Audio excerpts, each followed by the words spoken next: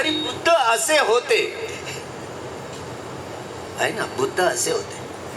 सम्राट अशोकाने जे स्तूप बांधले त्या स्तूपात काही मूर्त्या नव्हत्या. पहिल्यांदा जगात मूर्ती कोणाची बनली असेल तर ती तथागतांची. जगात त्याच्या अगोदर जगात कुठल्याच मूर्त्या नव्हत्या. जगात पहिली मूर्ती बनली ती तथागतांची. आणि ते सम्राट कनिष्कांच्या कालखंडात मूर्त्याच्या बनवणं सुरू झालं. आणि बोधगयेला देखील त्या मंदिरात, या विहारामध्ये, महाविहारामध्ये सम्राट कनिष्कांच्या कालखंडात तिथे मूर्ती बसवली.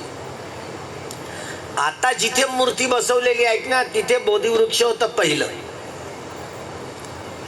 आताचं जे बोधिवृक्ष आहे, सर अलेक्झांडर कनिंघम 2 वृक्ष लंकेमधनं आणले. एक वृक्ष सारनाथला लावलंय, आता इथे उभं आहे, आणि एक वृक्ष बोधगयेला लावला. आता जे वृक्ष आहेत ते अलेक्झांडर कनिंघम लावलेले आहेत. फाहियान, हुआनसांग, ईस्टचिंग हे चीनी भिक्षू प्रवासी आलेले. फाहियांनी वर्णन केल्याप्रमाणे या महाविहाराच्या डाव्या बाजूला एक रोड आहे, रस्ता आहे, आणि रोडच्या पलीकडे एक मोठा राजवाडा आहे, राजधानीचं शहर. हे उपराजधानीचं शहर होतं, ज्याला संबोधी भूमी असं म्हटलं जातं. हे सगळं वन त्यावेळेला ज्या ठिकाणी 6 वर्ष कठोर उन्हाळे, हिवाळे, पावसाळ्याचे रट्टेगट्टे सोसले, तो उरुवेलाचा प्रदेश म्हणून ओळखला जायचा. उरुवेलाचा प्रदेश. फाही यांनी उल्लेखित केल्याप्रमाणे त्यांच्या प्रवास वर्णनामध्ये प्रसेनजित राजांनी जो पायाभरणी केली होती, पुढे सम्राट अशोकाने जी उभी केली होती, जी इमारत ज्यामध्ये मूर्ती नव्हती, जो सेंट्रल पॉइंट आहे ना, स्तूप होता, स्तूप, मूळ स्तूप, जिथे आजही ब्राह्मण जातो आणि तो स्तूप त्याला लिंगपिंड समजून पूजा करतो, लिंगपिंड समजून पूजा करतो. ते असली ठिकाण आहे संबोधी प्राप्तीचं. जे दानपेटी ठेवलेली आहे ना, दानपेटीच्या समोर चौकोन आहे, त्याच्यात गोल गोल एवढा होता ना उंच, तो स्तूप आहे. लिंगपिंड नाही आहे ती. ज्यावेळेला अलेक्झांडर कनिंघम पहिल्यांदा जातात, एंट्री करतात, आणि ते 5 बुद्धांच्या मूर्ती आहेत बरं का, 5 बुद्धांच्या मूर्ती. त्याला 5 पांडव म्हणून तो एक दुबे नावाचा प्राणी तिथे राहतो, सांगत राहतो, हा नकुल सहदेव सांगत राहतो. 5 बुद्धांच्याच मूर्ती आहेत. या महाभद्र कल्पामध्ये, भद्र म्हणजे सुंदर, या कल्पाला महाभद्र कल्प समजला गेला. बुद्धांनी कथित केल्याप्रमाणे या महाभद्र कल्पामध्ये 5 सम्यक संबुद्ध येणार. कोणागमन, ककुसंध आणि काश्यप, 4थे सिद्धार्थ गौतम, आणि 5वे येणारे आर्य मैत्रेय सम्यक संबुद्ध डॉक्टर बाबासाहेब आंबेडकर. बघा, हे मला नव्हतं माहीत, या भंतेंकडून उकल करून घेतली. बोधिसत्व म्हणतो, भावी बुद्ध म्हणतो, पण माझ्या मनात होतं की बाबासाहेब भावी म्हणजे त्याच्याही पुढचे, त्याच्याही पुढचे, भावी म्हणजे भविष्यातले. पण आर्य मैत्रेय सम्यक संबुद्ध हे डॉक्टर बाबासाहेब आंबेडकर होणार का, हा प्रश्न एका अर्हत भिक्षूंना, ज्यांनी 6ही प्रकारच्या अभिज्ञा प्राप्त केल्या होत्या, पहिल्यांदा मला डाऊट येत होता, संदेह यायचा, हा भंते अर्हत आहे की नाही. आपल्याला काय माहिती. आपल्याला ओळख करायची असेल ना, ती 2 बाह्य लक्षणं आहेत. त्यांच्या मृत्यूनंतर त्यांचा जो मृतदेह राहतो ना, अर्हत्व प्राप्त करणाऱ्या व्यक्तीचे केस वाढत असतात, नख पण वाढत असतात, त्यांचा मृतदेह ठेवला. आजही दर 15-15 दिवसानं अमावशेला वा पौर्णिमेला त्यांचे केस काढावे लागतात आणि नख पण काढावे लागतात. ही बाह्य ओळख आहे हे की या व्यक्तींनी अर्हत्व प्राप्त केलेलं आहे. मेल्यानंतर, शरीर त्यागल्यानंतर. जिवंत असताना कशी ओळख करायची. हे 10 जे माळबंधनं असतात ना, हे 10 मारबंधन यापैकी ज्याला थीनमिद्ध म्हणतात. थीनमिद्ध म्हणजे शारीरिक आणि मानसिक आळस. शारीरिक आणि मानसिक आळस याला थीनमिद्ध म्हणतात. झोप हा रोग आहे, निसर्गाने दिलेलं बक्षीस नाहीये. ज्यांनी अर्हत्व प्राप्त केलेलं असतं, झोप या रोगातून त्यांनी सुटी केलेली असते. आपल्याला 2-3 दिवस झोप आली नाही तर आपण आपल्या डॉक्टरांकडे जातो, झोपेचं औषध घेऊन झोपतोय. झोप हा रोग आहे. ज्यांनी अर्हत्व प्राप्त केलेलं असतं 24 तास ते जागरूक असतात. आणि म्हणून मला संदेह यायचा, त्यांना वंदन केलं आणि म्हणालो, भंते मला आपल्याबरोबर ध्यान करण्याची अनुमती द्यावी. दुसऱ्यांदा तिसऱ्यांदा मी याचना करतोय, भंते तुम्ही मला आपल्याबरोबर ध्यान करण्याची मला अनुमती द्यावी. बरं झालं होकार उत्तर आलं बरं का. मी खूप आनंदित झालो बरं का. मला त्यांच्याबरोबर ध्यान करण्याची संधी मिळाली. मी काय करायचो, 11-12 पर्यंत भोजन संपलं की दिवस झोपा काढायचो. आणि सायंकाळचे 6 वाजले की सकाळचे 5 वाजेपर्यंत त्यांच्या 92 वर्षाचा म्हातारा भिक्षू आणि असाच खुर्चीत बसून राहायचं. त्यांच्या सेवेमध्ये रत असणारे काही भिक्षू, काही शामनेर असायचे. त्यांच्या रूम मध्ये AC असायची, पण ते ACचा काही वापर करायचे नाही. त्यामुळे त्यांच्या सेवेमध्ये रत असणारे काही भिक्षू, काही शामनेर ते बाहेरच्या वरांड्यात जायचे आणि तिथे आराम करायचे. मी मात्र कोपऱ्यावर बसणारा व्यक्ती. नंतर हे सगळे बाहेर गेल्यावर मी माझं बसण्याचं कुशन आसन घेऊन त्यांच्या खुर्चीजवळ डाव्या बाजून जायचो, आपलं कुशन टाकायचो आणि त्यांच्याबरोबर ध्यान करायचो. आता माझी दिवसानं झोपा होऊन गेली, मी कशाला झोपतोय. मग त्यांच्याबरोबर ध्यान करायचो. मला संदेह यायचा, विचिकित्सा यायची, गडी झोपला तर नाही, म्हणून मी असे डोळे उघडून पाहायचो. ते काय करायचे माहिती आहे, हे खुर्चीच्या हाताला असे टक टक टक टक वाजवायचे. मग मी डोळे लावून द्यायचो. 1 हप्ता तर अशीच तर खेळी चालली. गडी जागरूक आहे म्हणजे, गडी जागरूक आहे. मग मी फारसा 7 दिवसानंतर मग मी मात्र आता गडी जागरूक आहे, आता आपण काही लाभ नाही आपल्याला. म्हणजे माझा संदेह जो होता तो दूर झाला की गडी झोपत नाही, 24 तास जागरूक राहतो. हे तर जवळून पाहून कळून आलं ना. तर हे लक्षण आपण ओळखायचं असेल एखाद्या अर्हंताला तर त्याच्या सोबत राहायचं. 24 तास झोपला, समजून जायचं की हा अर्हत नाही. समजत आहे. भदंत आनंद कौशल्यांजी गोयंका गुरुजी पहिल्यांदा भारतात आले. त्यावेळेला आमचे गुरुजी अमरज्योती भंतेजी, अमरज्योती महास्तवी, धम्मकीर्ती महास्तवी, आमचे हे डॉक्टर खेमदंबो महास्तवी. हे तेव्हा महास्तवी नव्हते, खेमदंबो भंते होते. आनंद कौशल्यांजी होते पहिल्या शिबिरात. आता आमचे जे गुरुजी होते ना, अमरज्योती भंते आणि धम्मकीर्ती, हे मग गावागावात असेच पेंडाल उभारून उन्हाळ्यामध्ये 10 दिवसाचे परिचय शिबिरं घ्यायचे. अनापानसतीचे 3 दिवस अभ्यास शिकवायचे आणि मग विपश्यना कम्मठठाणाचा अभ्यास करून गावागावात त्या खेड्यापाड्यात प्रचार प्रसार करायचे. अगोदर काय आपले लोक लक्ष देत नव्हते. अमरज्योती भंते आमच्या त्या वसंतनगरच्या विहारामध्ये ध्यान शिकवायचे.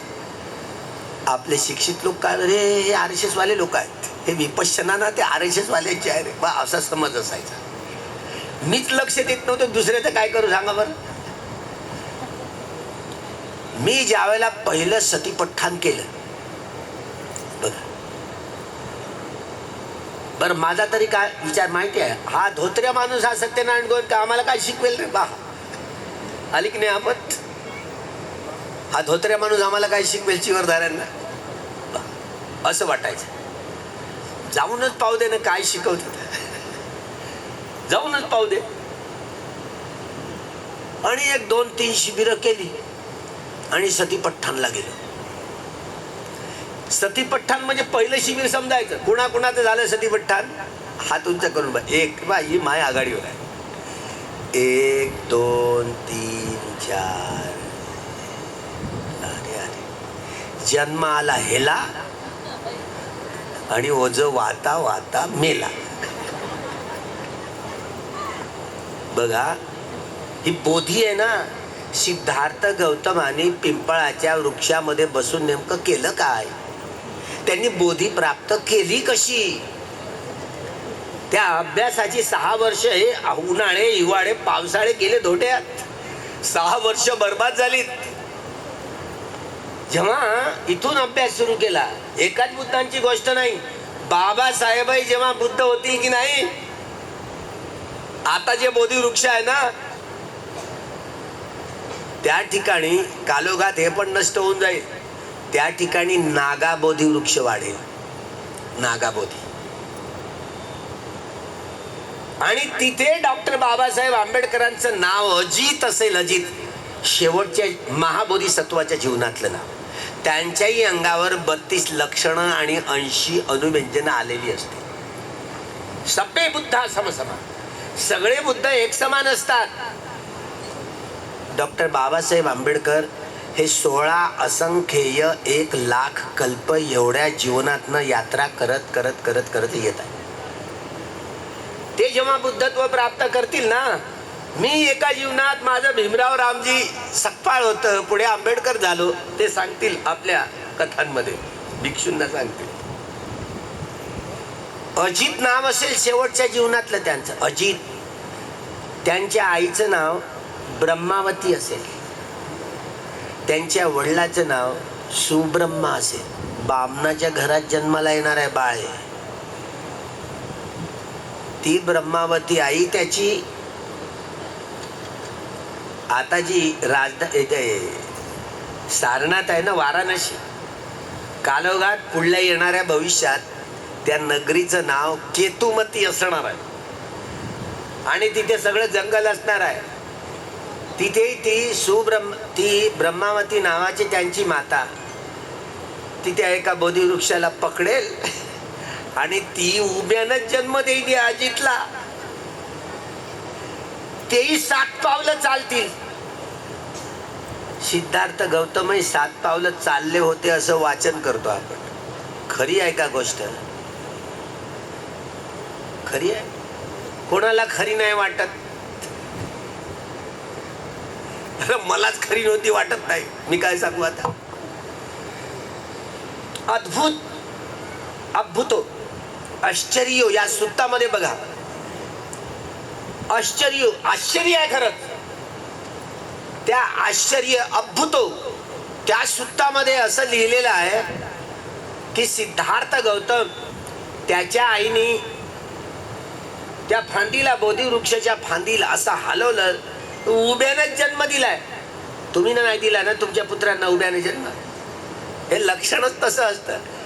शेवटच्या जीवनात बोधिसत्वाला, महाबोधिसत्वाला जन्म देणारी माता त्याला उभ्यानंच प्रसवते आणि 7च दिवस मरते. तुमच्या चित्तात कधी आलं का मी बुद्धत्व प्राप्त करणाऱ्या महापुरुषाला जन्म देईल म्हणून? माणसाचं काही ढ राहतं, त्यांच्याबद्दल काहीच नाही. माणसं जड स्थूल चित्त असतं दगडासारखं माणसांचं. त्यांच्या चित्तात येत नाही बुद्धत्व प्राप्त करणाऱ्या महापुरुषाला जन्म देण्याची क्षमता माणसांमध्ये नाही. स्थूल दगडासारखं चित्त आहे. भगवान बुद्धांनी महिलांना प्रथम स्थान दिलं, दुसरं स्थान पुरुषांना दिलं आणि तिसरं स्थान उभयलिंग्यांना दिलं. अशी रेष आहे बरं का. महिलांना प्रथम स्थान का दिलं? कारण ती बुद्धत्व प्राप्त करणाऱ्या महापुरुषाला जन्म देऊ शकते म्हणून प्रथम स्थान महिलांना दिलं.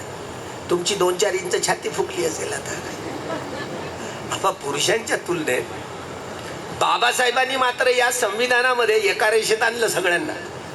आता उभयलिंगी प्राणी सुप्रीम कोर्टात जाऊ शकतो. हायकोर्टाची आहे की नाही ती? समान रेषेत पुरुष, स्त्रिया, उभयलिंगी एका रेषेत आणले सगळ्या. लोकांना, देशातल्या विदेशातल्या लोकांना मतदानाचा अधिकार प्राप्त करण्यासाठी, नागरिकत्वाचा अधिकार प्राप्त करण्यासाठी रक्त सांडवावं लागलं.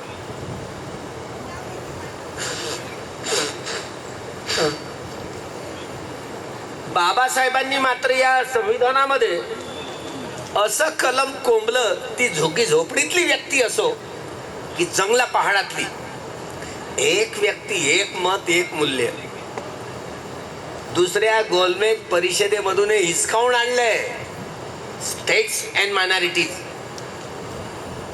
हे संस्थान आणि अल्पसंख्य, बहुसंख्य लोक नेहमीच अल्पसंख्याकांवरती हल्ले करतात, आक्रमण करतात, अन्याय अत्याचार करतात.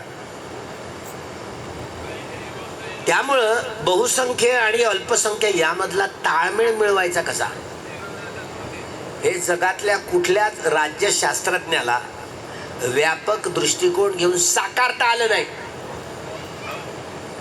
ज्या वेळेला नेपाळमध्ये राज्यसत्ता बदलली होती, कॉम्रेड प्रधान हे सत्तेवर आले होते, त्यांच्या राज्याभिषेकाच्या वेळेला मी तिथे होतो काठमांडूला. त्यांना ती कॉन्स्टिट्यूशन ऑफ इंडिया आणि स्टेट्स अँड मायनॉरिटीचे 2 ग्रंथ त्यांना सोपवले होते. त्यांना हे पण बोललो होतो तुम्ही, कारण नेपाळला चायनावाल्यांनी, चायना सरकारने ते संपूर्ण विमानतळ बांधून दिलं बरं का, विमानतळ बांधून दिलं. ते विमानतळ बांधून दिलं, त्यांचे जे प्रतिनिधी आहेत बरं का, यांना तुम्ही सार्वजनिकीकरण करणार का, तुम्ही सत्य माओवादी आहात ना, नेपाळातल्या सगळ्या कारखान्यांचं आणि सगळ्या जमिनीचं राष्ट्रीयकरण करणार आहात का. पहा भाई, हिंमत नाही झाली. नावाचे कम्युनिस्ट, नावाचे माओवादी होते बरं का. शेवटी नाही सांभाळलं ना. हा बालन शाह आहे ना आता, तोही कम्युनिस्ट माइंडचाच होता बरं का. आता सार्वजनिक शाळा केल्या की नाही त्यांनी, काय माहितीये. मला बोलावून आलं नेपाळामध्ये, बोलावून आलं बरं का. नाही असं म्हणजे बाबासाहेब आंबेडकरांनी या घटनेच्या 21व्या कलमामध्ये राजांनी राज्य करायचं कसं हा उपदेश तो कूटदंत सुत्तामध्ये कूटदंत ब्राह्मणांना कथन करताना हे बाबासाहेबांनी बरोबर घेतलं. देवो वसतु कालेन सस्य संपत्ती हेतूच फितो भवतु लोकोच राजा भवतु धम्मिको. राजा जर धार्मिक झाला, हे महाराज तुम्ही तुमच्या पुत्राचे अन्न, वस्त्र, निवारा, शिक्षण आणि आरोग्याच्या मूलभूत गरजांची पूर्तता कशी करताय. ही प्रजा तुमच्या पुत्रांसारखी आहे. तुमच्या पुत्रांच्या जशा तुम्ही मूलभूत गरजांची पूर्तता करताय, तर प्रजा तुमची पुत्रासारखी आहे. त्याच्यावरती अन्न, वस्त्र, निवारा, शिक्षण आणि आरोग्य या मूलभूत गरजा त्यांच्या पूर्ण करा. हे धार्मिक राजाचं काम आहे. हे सम्राट अशोकांनी केलेलं नाही, म्हणून प्रतिक्रांती या देशात घडली. सम्राट बृहद्र 2च वर्ष राहिला. या शेंडीवाल्यांनी मात्र, हा शेंडीवाला एक ना, त्याचं नाव आहे पुष्यमित्र शुंग. हा ब्राह्मण ना, हा सैन्यात दाखल झाला आणि आतून सगळं पोखरून टाकले.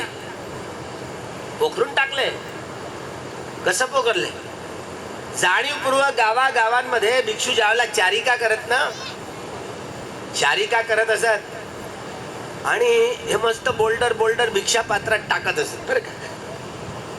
बोल्डर बोल्डर भिक्षा पात्रात. आता आम्हाला लागली सवय, आम्हाला लागली सवय. मग आम्ही काय करायचो, कुटीवरही मस्त तडका द्यायचो, समजलं. तर कुटीवर शिजवण्यासाठी हा अधिकार भिक्षूंना नाही दिला, समजलं. जीवक सुत्ता आहे.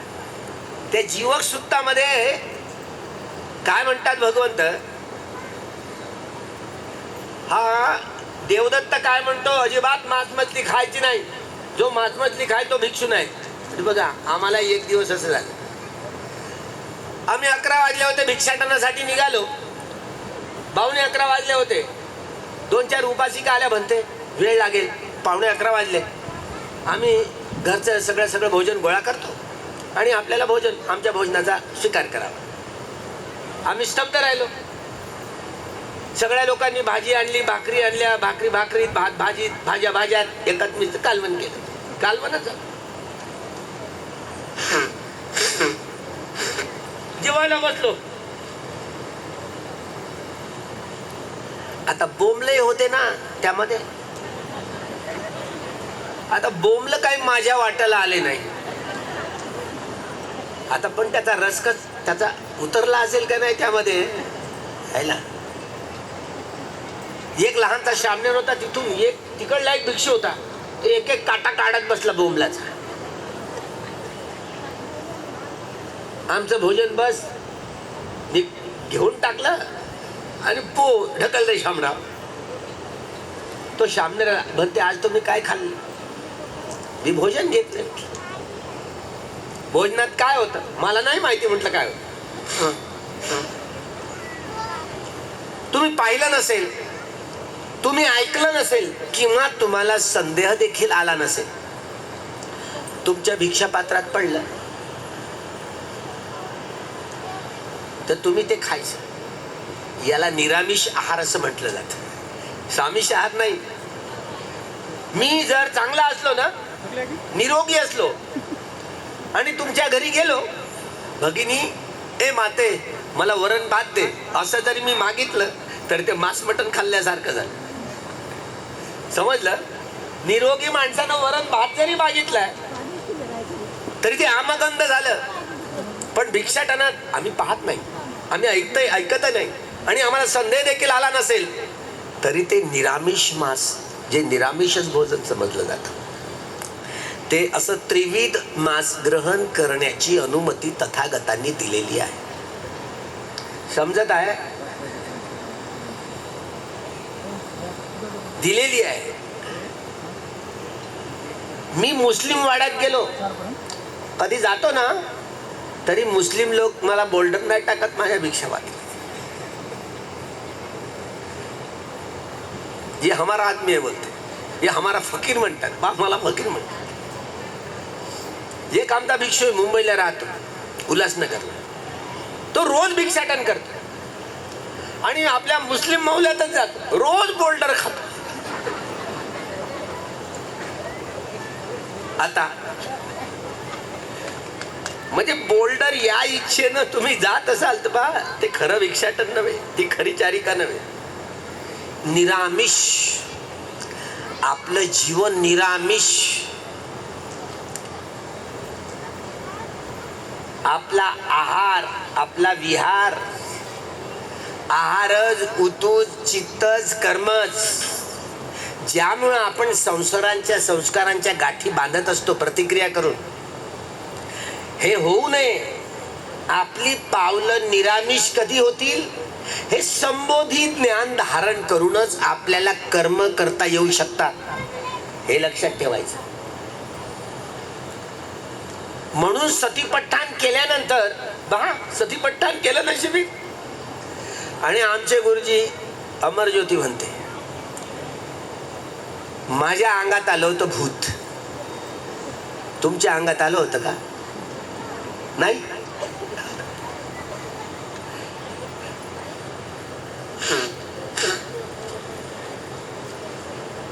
तुम्ही भूत नाही आहात का? भूत नाही आहात तुम्ही? अब 5 महाभूतांनी बनलेला पुतळा म्हणतो.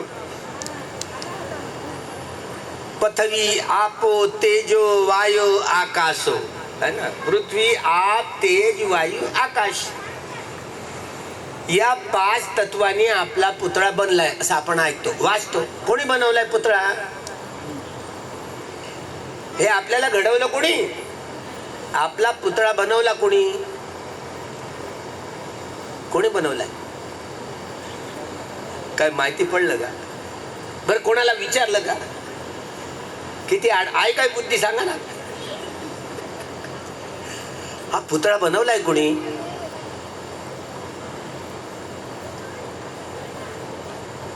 निसर्गाने बनवलाय. निसर्गाला तो निसर्ग कसा उत्पन्न झाला हे ठाऊक नाहीये. निसर्गाला हा निसर्ग कसा उत्पन्न होतो हे त्याला ठाऊक नाही. एवढा अडाणी आहे. अक्कल आहे का? बर बुद्धी आहे का? एकीकडे निसर्ग ठेवलाय, हे निसर्गा राईट, निसर्गो. किती आकाशगंगा दिसतात तुम्हाला? आकाशगंगा म्हणजे समजलं ना? तो उत्तर दक्षिण पट्टा असतो, गर्द चांदण्यांचा, दाट चांदण्या असतात ना, प्रकाशमान पट्टा असतो, आकाशगंगा. भगवंत म्हणतात हजारो हजारो आकाशगंगा आहेत आणि हजारो हजारो आकाशगंगांमधल्या लाखो लाखो सूर्यमाला आहेत. आणि एकेका सूर्यमालेमध्ये बघा अनेक मनुष्यतर प्राणी आहेत. धम्मचक्र प्रवर्तन सूत्रामध्ये शेवटच्या ओळीमध्ये ते सांगतात, दस सहस्र लोक धातू. बघा जेव्हा धम्मचक्र प्रवर्तन झालंय, देशना दिली, हे 5चे 5ही भिक्षू अर्हत्व प्राप्त झाले, 6 प्रकारच्या अभिज्ञा प्राप्त झाल्या. जेव्हा धम्मचक्र प्रवर्तन केलं, 10,000 चक्रवालांमधल्या म्हणजे 10,000 सूर्यमानांमधले 31 प्रकारची काया धारण करणारे प्राणी एवढे जागरूक होते ज्यांनी साधुकार दिलाय.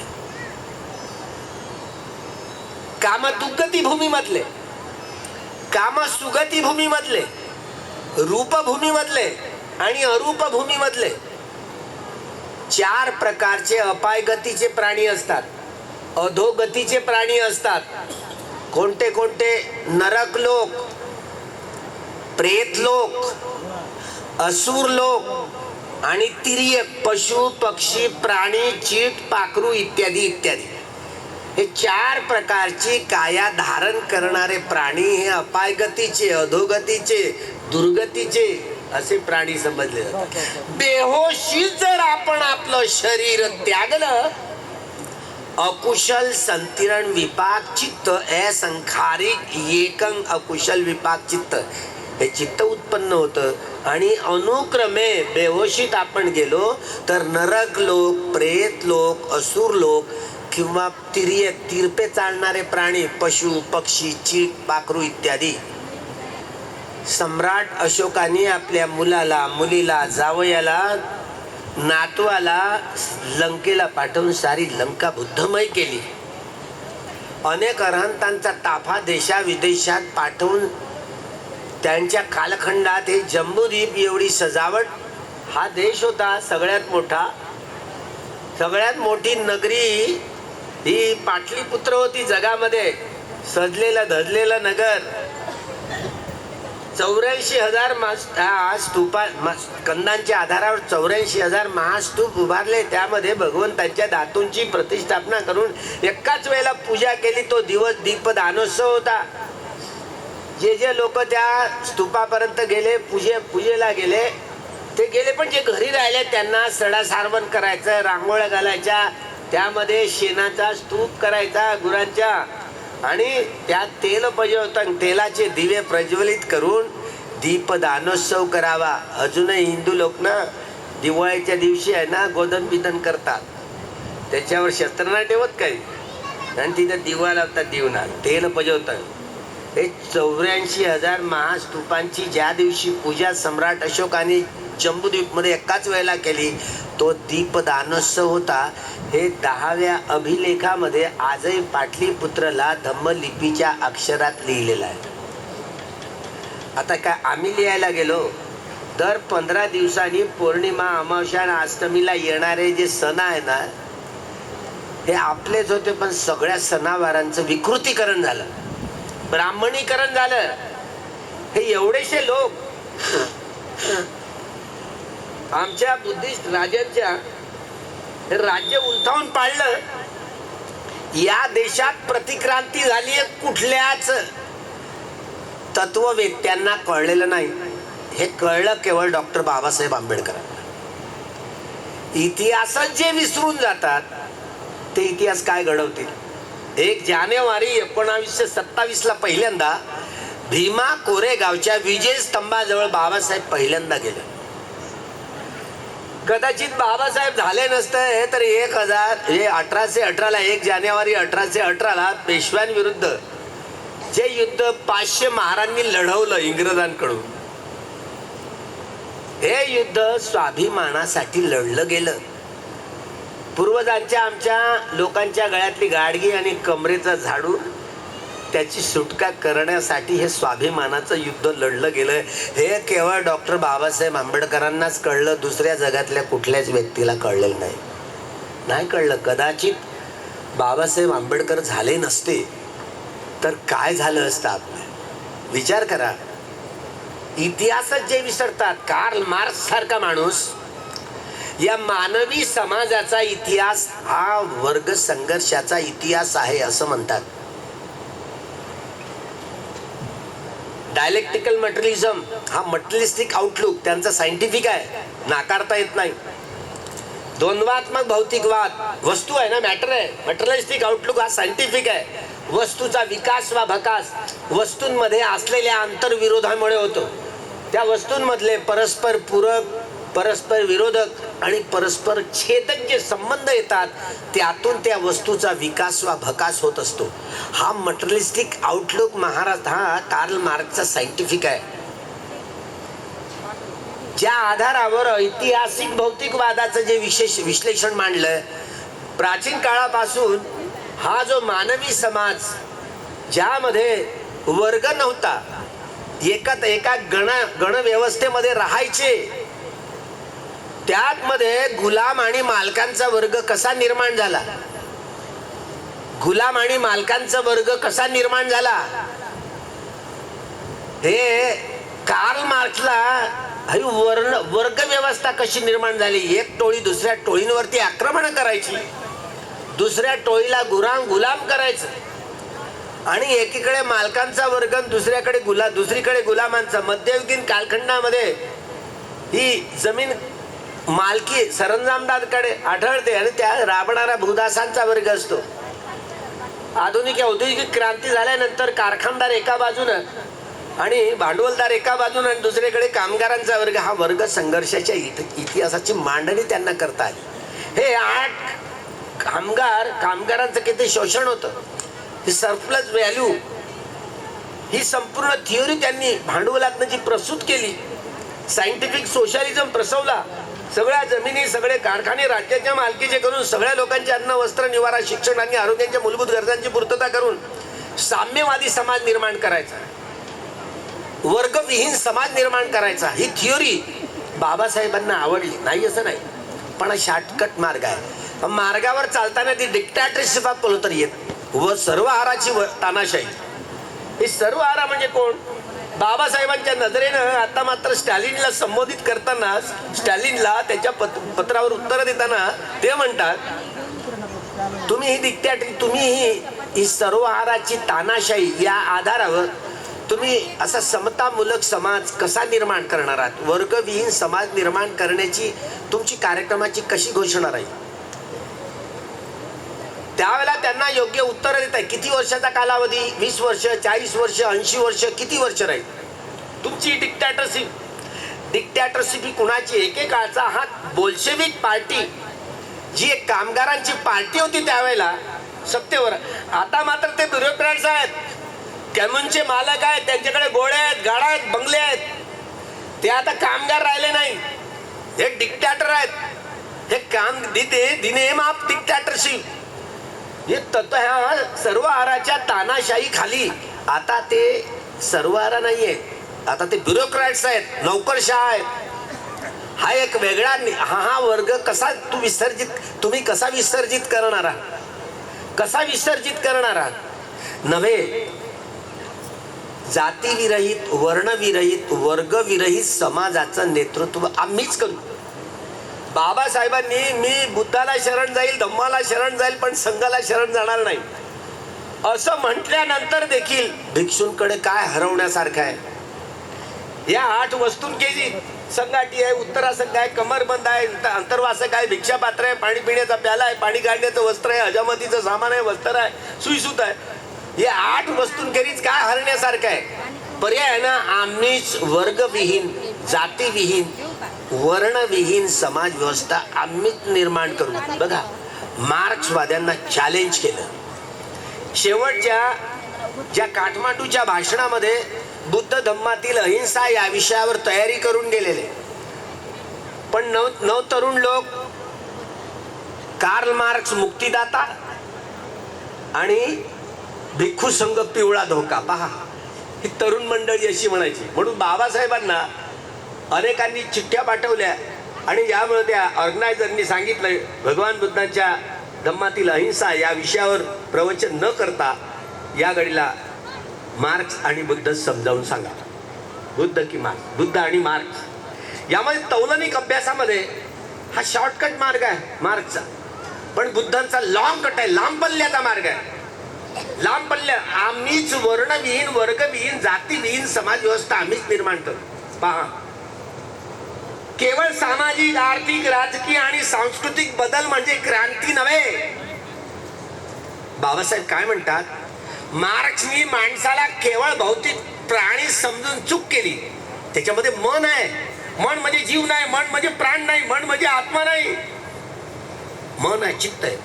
कामावचर चित्त 54, रूपावचर चित्त 15, अरूपावचर चित्त 12, लोकोत्तर चित्त 8, 89 प्रकारचे चित्त असतात.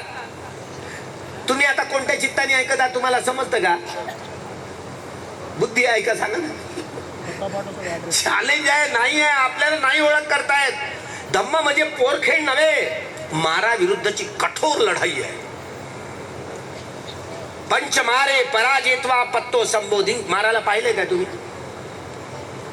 मार दिसतो. ज्यांनी आर्य सत्याचा साक्षात्कार केलेला आहे त्याला मार पाहता येत. ते त्या सगळ्या प्रक्रियेतनं जातात. आता तुम्ही मार काय पाहाल? पंचमारे, देवपुत्र मार, किलेश मार, खंड मार, संखारा अभिसंखारा मार आणि मच्छू मार. या पाचही माराविरुद्ध कठोर लढाई करून सम्यक संबुद्ध बनले सिद्धार्थ गौतम. बाहुं सहस्रभिनिमित्त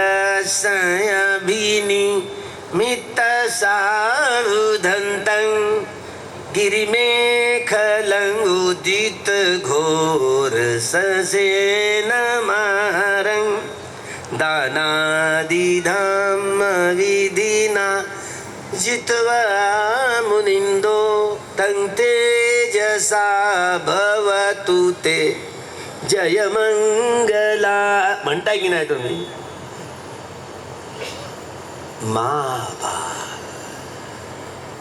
गिरिमेखला नावाच्या हत्तीवर स्वार होऊन आला हा मार.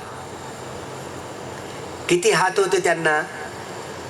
बाहुं सहस्रम. इकडे 500 हात होते आणि इकडे 500 हात होते. तुम्ही पाहिला का? तुम्हाला विश्वास होईल का? नाही पाहिलं. कुठे राहतो हा देवपुत्र मार म्हणतात त्याला, देवपुत्र मार. कुठे राहतो काय माहिती आहे का? माहिती तरी करून घेतली का? आहे का बुद्धी? आता बुद्धीच काढली म्हणताना रोज जय जय मंगल अट्ट गाथांमधली पहिली गाथा म्हणतात. इकडे 500 हात आणि इकडे 500. तो गिरिमेखला नावाच्या हत्तीवर स्वार होऊन आला बोधगयेतल्या बोधी वृक्षात. हे महाश्रमण गौतम, चल उठ, तुझं आसन नाही आहे, माझं आसन आहे. कोण बोलतो रे? हे मारा, मी तुला ओळखलेला आहे, तू मार आहेस. ए मारा, मी बुद्धत्व प्राप्त केलेलं आहे, तू मार आहेस, मी ओळखतोय तुला. बुद्धत्व प्राप्त केलंय मला उलटा सांगतोय. कोण साक्षीदार आहे? बुद्धत्व प्राप्त केलंय म्हणतो. कोण साक्षीदार आहे? तेव्हा तेव्हा ते काय म्हणतात? काय म्हणतात? सब्बेषु चक्रवालेषु यक्खा देवाच ब्रह्मणो यं अम्मेहि कटं पुण्यं सब्ब संपत्ति साधकं सब्बे तं अनुमोदित्वा समग्गा शासने रता पमाद रहिता होन्तु आरक्खासु विशेषतु पुण्य भाग मिदं चन्यं समंग दामकारितं अनुमोदन्तु तं सब्बे मेदिनी ठातु सख्खिखे. हे मारा,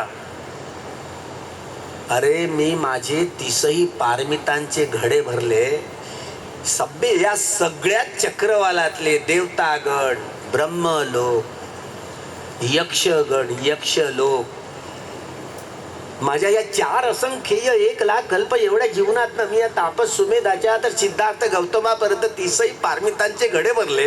हे ब्रह्मलोक, यक्षलोक, देवता लोक हे साक्षीदार आहेत. ही सर्व प्रकारची संपत्ती प्राप्त करण्यासाठी माझ्याबरोबर अनेक जीवनात जन्म घेत गेले. आपले पारमितांचे घडे पूर्ण परिपूर्ण करत आले. माझ्या 30ही पारमितांच्या या घडे भरण्यात 4 असंख्य 1,00,000 कल्प एवढे जन्म घेतले. हे सगळे साक्षी आहेत. यख्खा देवाचे ब्रह्मण यांनी अनुमोदन केलेलं आहे. एवढंच नव्हे, मेदिनी म्हणजे ही वसुंधरा, ही पृथ्वी बोधगयला जी भूमी स्पर्श मुद्रा आहे ना, जसे भूमीला स्पर्श करतात भगवंत आणि भूकंप होतो. हा भूकंप नाश करण्यासाठी नसतो. ए महाराज, कशाला मला त्रास देतो रे असं म्हणून गेलाच ना काय तू. इति प्रतिहार्य, जसा भूमीला स्पर्श करतात भूकंप होतो आणि मार पळून जातो. एवढंच नाही, हजारे हातात शस्त्र होती, आयुध, सगळे शस्त्र चालवले, तथागतांवरती काही परिणाम झाला नाही. नव्हे, त्यांनी नागड्या अप्सरा बनवल्या. मारामध्ये एवढी ताकद आहे, बल आहे, सिद्धी आहे. एक तर अप्सरा नागडी येऊन त्यांच्या मांडीवर बसली. हे 8 कथांमध्ये आहे. अग्नीचे फवारे सोडले महाराणी, काहीच नाही झालं. पाण्याचे वादळ, फवारे सोडले, काहीच नाही झालं. मी स्थित प्रज्ञ. दगड मारल्यानंतर फुलं होतील का? ते बाई ही भगिनी म्हणते नाही, तिला पक्का माहिती. बरं, मी असाच होतो बरं मगर घट. माझाही विश्वास नव्हता. हे कोणतरी शेंडीवाल्याने लिहिलं असेल रे वा असं वाटायचं. हे कुठेतरी शेंडीवाल्याने लिहिलं असेल असंच वाटायचं. पण खरंच फुलं होतात दगडांची. आणि दगडांची फुलं झाली साधी सुद्धी. दुसऱ्यानं तिसऱ्यानं चौथंही महायुद्ध होईल ना, माराच्या विरुद्ध आता तोड नाही आहे. खरंच तोड नाही आहे. एवढं हे जे युद्ध होतं ना, ते खरंच पाहण्यालायक असतं. तुम्हाला पाहायचं असेल तर बोधगयेला चालावं लागते. समोर येणारे हे बुद्ध आहेत ना, बाबासाहेब आंबेडकर. आता ज्या ठिकाणी ते काळा दगडाने तिथेच बसून बोधी प्राप्त करतील बाबासाहेब. नागा बोधी वृक्ष वाढलेला असेल, मला विश्वास. पण तुमची बुद्धी चालत नाही, त्याला मी काय करणार आहे सांगा. सब्बे संखारा अनित्याति, सब्बे संखारा दुःखाति, सब्बे धम्मा अनंताति यदा पඤ्ඤाय पश्यति अथ निबिंदति दुःखे एष समग्रो विशुद्धिया. 2025 नोबेल नार्वे आहे ना, तो देतो.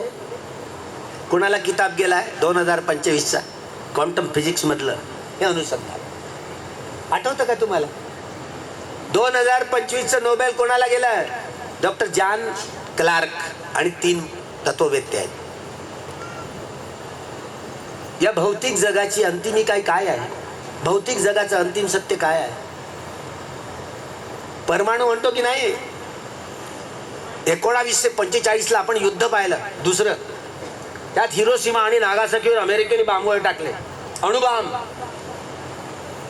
E=mc². ही एनर्जी आहे ना, अग्नी, वायू, जल आणि पृथ्वी धातू. केवढी मोठी एनर्जी आहे. पण ही सजीव आहे का? हिला काय कळतं का? अग्नीला काय कळतं?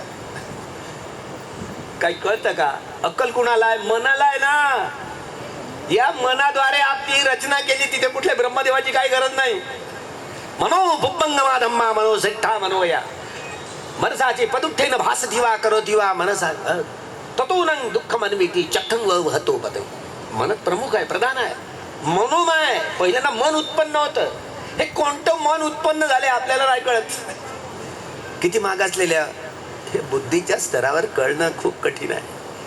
हा, तुम्ही अकॅडमिक एज्युकेशन घेऊन पालित PhD मिळवू शकाल. कामावचर चित्त 54, रूपावचर चित्त 15, अरूपावचर चित्त 12, लोकोत्तर चित्त 8. लोकोत्तर चित्ताची संख्या 40 वाढते म्हणून 121 होतात. हे अशा प्रकारे तुम्ही 100% मिळवू शकाल. तुम्ही डॉक्टरेट बनू शकाल. पण कागदावरची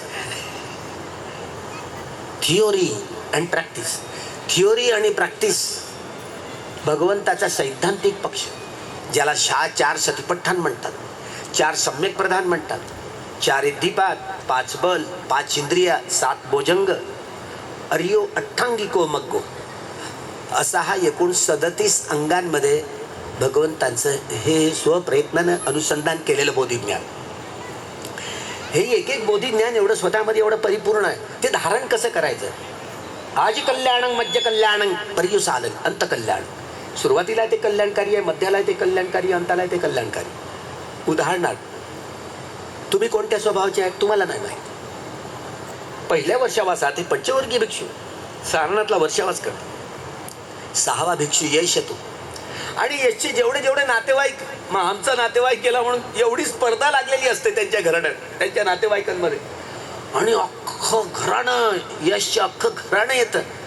आणि 60 भिक्षू पहिल्या वर्षावासात सारनाथला 60 भिक्षू अर्हत्व प्राप्त करतात. आणि नुसते साधे अर्हत्व नाही, 6 प्रकारच्या अभिज्ञा प्राप्त झालं. दिव्यचक्षु, दिव्यचक्षु म्हणजे कळलं आहे तुम्हाला? ही अभिज्ञा आहे, 6 प्रकारच्या अभिज्ञा. दिव्यचक्षु, दिव्य शोध, परचित्त ज्ञानी, पुब्बे निवासानुसतीचं ज्ञान, इद्धिपात आणि आश्रवक्षय, कामाश्रव, दृष्ट्याश्रव, भवाश्रव, अविद्याश्रव, या 4ही आश्रवांना नष्ट केलेला असतो. अशा 6 प्रकारच्या अभिज्ञा प्राप्त भिक्षू पहिल्या वर्षावासात 60 भिक्षू. आणि या भिक्षूंना उपदेश तथागत करतात. चरत भिक्खवे चारिकं बहुजन हिताय, बहुजन सुखाय, लोकानुकंपाय, अथाहिताय. या लोकांना एकटा भिक्षू एकटाच जातो, 2 जण मिळून जात नाही. हा एकटा भिक्षू एवढा संपन्न असतो की आलेल्या सगळ्याच प्रश्नांची उत्तरं देण्यापर्यंत बल यांच्याकडे होती. समोरची व्यक्ती आलेली कोणत्या स्वभावाची आहे, तुम्ही कोणत्या स्वभावाचे आहात तुम्हाला नाही माहिती झालं ना. सगळं जग रागरंजित, द्वेषदूषित, मोहमोहित होऊन काय वाच्या मनाने कामं करतात. रागमूलक, द्वेषमूलक, मोहमूलक, बुद्धिमूलक, भयमूलक, वितर्कमूलक इत्यादी इत्यादी स्वभावाचे तुम्ही आम्ही माणसं. बाबासाहेब डॉक्टर आंबेडकर कोणत्या स्वभावाचे होते? बुद्धिमूलक स्वभावाचं. पहा मानस बाबासाहेब, बुद्धीच्या निकषावर बाबासाहेब ही गोष्ट खरी की खोटी मानायची. त्यांना सिम्बॉल ऑफ नॉलेज या प्रतिकूल परिस्थितीमध्ये त्यांनी 32 डिग्र्या ग्रहण करून या जगाचे हे ज्ञानाचं प्रतीक बनले. त्याच्या तोडीचा माणूस आहे का त्या स्पर्धेत? उतरलाय का? नाही. आपण बोधिसत्व म्हणतो, पण त्यांच्या जीवनात, पूर्वजीवनात त्यांनी जो संग्रह केला कुशल कर्माचा, तो कुशल कर्माचा संग्रह हो या 32 डिग्र्या साधी सुधी गोष्ट नाही. हे 16 असंख्य 1 लाख कल्प एवढ्या जीवनात येत आहेत ते आपल्या पारमितांचे घडे परिपूर्ण करत. याच महाभद्र कल्पामध्ये 5वे सम्यक संबुद्ध बनणार आहेत, मी राहणार आहेत. तुम्ही बोलत बसा, मी काय करणार आहे?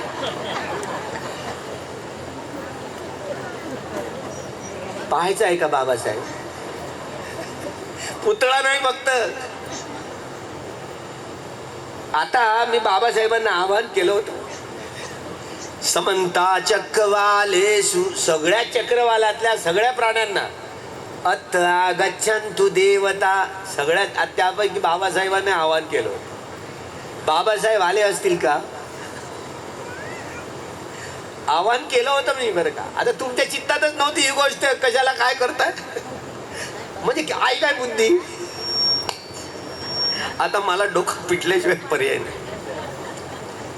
म्हणून बुद्धीचा, ही बुद्धीची चेतना असते ना, या बुद्धीच्या चेतनेला सीमा असते.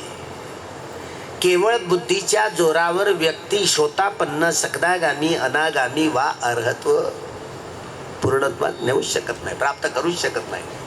यदा पඤ्ञा सब्बे संखारा नित्याति, सब्बे संखारा दुःखाति, सब्बे धम्मा अनत्ताति, यदा पඤ्ञाय पश्यति अथ निबिंदति दुःखे, ए समग्गो विशुद्धी. विशुद्धीचा मार्ग. सर्व संस्कार अनित्य आहेत, सर्व संस्कार दुःख आहेत, सर्व धर्म अनात्मा आहेत.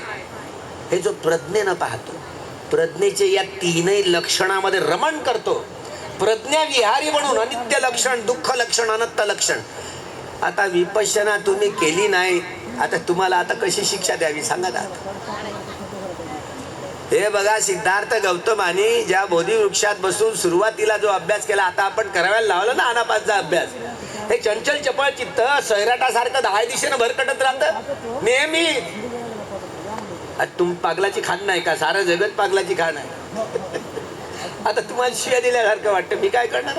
अरे ज्याचं चित्त एवढं चपळ 10 दिशेला नेहमी भटकत राहतं, पागल नाही तर काय. याला म्हणतात वितर्कमूलक स्वभाव.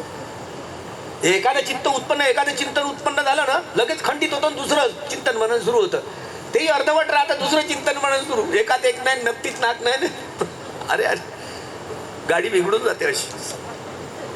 एकीत एक नाही म्हणजे एवढं खंडित होतं. याला वितर्कमूलक वितर्कमूलक स्वभावाची व्यक्ती, ज्याला पागल. त्याला जेवायला दिलं ना, त्याच्या ताटात जेवण घातलं, ताटून भाकरी बिकरी चुरगाळली, त्याच्यात काय काय आबा काहीतरी भाजीची असली चुरगाळली, कालवली आहे ना. कालवता कालवता त्याला तो पागल माणूस आहे ना, यायला तो कोण आहे रे, मला फेकून मारतो का? मी बाम गोळा तो त्या गोळ्याला बाम गोळा समजतो, गोळा पेटून त्याला फेकून मारतो. एवढं चित्त एकदम बदलतं क्षणाक्षणाला. याला वितर्कमूलक स्वभावाची व्यक्ती. बाबासाहेब बुद्धिमूलक स्वभावाचे होते. त्यांच्या बुद्धींचा उच्चांक मोजलाय का तुम्ही? तुम्हाला काय गरज पडली? बाबासाहेबांनी 14 ऑक्टोबर 1956 धम्मक्रांती केल्यानंतर केवळ मनुष्य समाजाचं कल्याण हे बुद्ध धम्मानीच होऊ शकतं. केवळ सामाजिक, आर्थिक, राजकीय, सांस्कृतिक बदल म्हणजे क्रांती नव्हे. माणसाच्या शरीरात मन आहे आणि मनाच्या स्वभावाला आमूल बदलणं हे केवळ बोधी ज्ञान धारण करून आर्य सत्याचा साक्षात्कार करूनच माणूस बदलला जातो. याला म्हणतात रिव्होल्ट, याला म्हणतात क्रांती. बुद्ध धम्म म्हणजे क्रांती. ब्राह्मणवाद प्रतिक्रांती हे शब्द केवळ डॉक्टर बाबासाहेब आंबेडकरांच्या चित्तातनं चितारले गेले. तुमच्या मनात आलं का कधी? हे बोधिसत्वाचं महाकुशल चित्त काम करते इथे. तुम्हाला आहे काय बुद्धी? समजते? गेले कामात. आता डोकं पिटल्याशिवाय माझ्याकडे काही इलाज नाही. अजूनही या 84,000 धम्मस्कंदांच्या आधारावर धम्म साहित्याचं सौंदर्य तुम्हाला स्थापित करता आलं नाही. आम्ही असोत की तुम्ही असो, जनसाहित्य, दलित साहित्य, दलित ग्रामीण आदिवासी साहित्य, ब्राह्मणेतर साहित्य, फुले आंबेडकरवादी साहित्य, बौद्ध साहित्य, किती दालनं उभी झाली साहित्याची. आमच्या गुरुजींना, गंगाधर पांतावणे सरांना बोलायचो, सर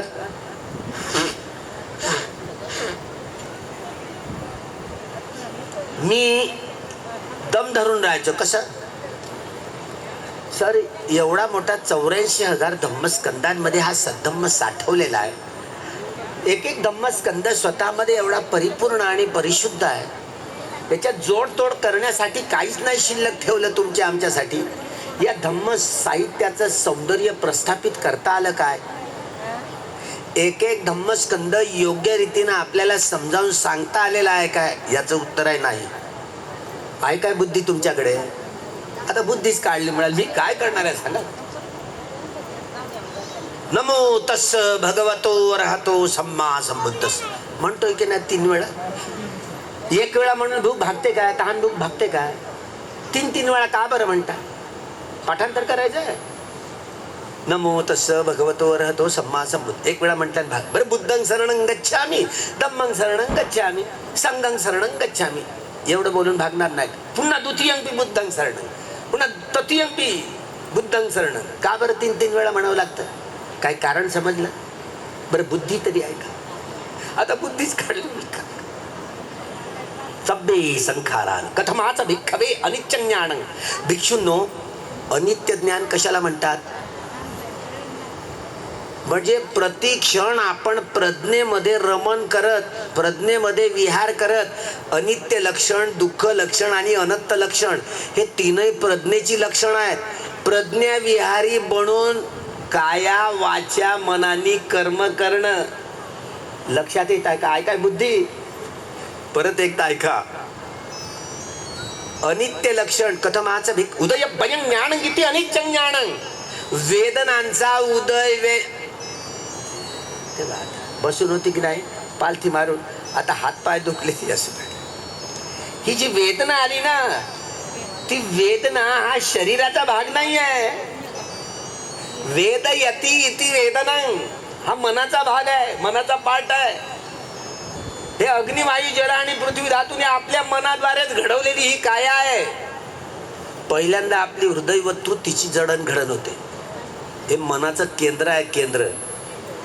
प्राणी मनुष्य असो की मनुष्य तर असो, जोपर्यंत हे मन त्या गर्भजलामध्ये पोहोचत नाही तोपर्यंत कुठल्याही प्राण्यांची गर्भधारणा होत नाही. हे वैज्ञानिकांना माहिती नाही बरं. वैज्ञानिक बसवा ना वैज्ञानिकांना, मी एकटाच एका बाजूला तरी हरवेन. समजत आहे काय बुद्धी? पटिसंधी जन्मग्रहण करणाऱ्या चित्ताला पटिसंधी चित्त म्हणतात. शरीर त्यागणाऱ्या चित्ताला च्युती चित्त असं म्हटलं जातं. आपण ज्या अर्थी सगळ्यांनी मनुष्य जन्म ग्रहण केलाय, मनुष्य जन्म आपल्याला प्राप्त झालाय, जुनं शरीर आपल्याला जागरूकपणे त्यागता आलं. म्हणजे श्वासावर लक्ष ठेवून आणि वेदनांचा उदयवेद जाणत जाणत तुम्हा आम्हाला आपलं शरीर त्यागत आलं.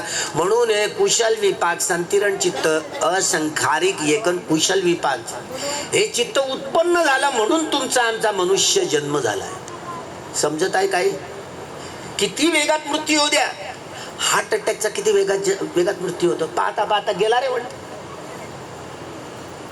कितीही वेगात मृत्यू ओढू द्या, हे शरीर त्यागण्यासाठी पहिल्यांदा हृदयवस्तूला बंद पाडणारं चित्त, ज्याला अतीत भवंग चित्त असं म्हणतं, चित्ताचं नाव आहे. भवंग म्हणजे जन्मग्रहण करणारे अंग, याला भवंग, हे हृदयवस्तूलाच भवंग म्हटलं जातं. भव पच्ची या जाती, भवामुळे आपला जन्म होतो ना. या जन्मग्रहण करणाऱ्या भवतृष्णांमुळे आपला जन्म होतो. या भवतृष्णाच आपल्याला वारंवार जन्मग्रहण करण्यासाठी बाध्य करत असतात.